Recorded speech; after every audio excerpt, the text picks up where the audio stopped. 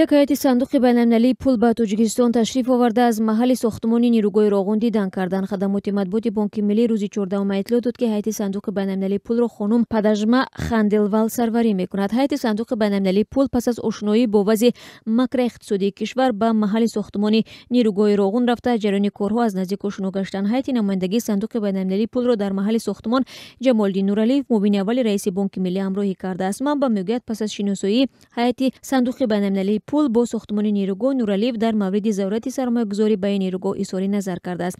Ба иттилои Бонки Миллӣ, ҳайати сандуқи байналмилалии пул таҳти раҳбарии Падамжа Ханделвал, ки раҳбари сандуқи байналмилалии пул оид ба Тоҷикистон маҳсуб меёбад, аз санаи 12 то 23 майи соли 2018 дар кишвар боқӣ мемонад.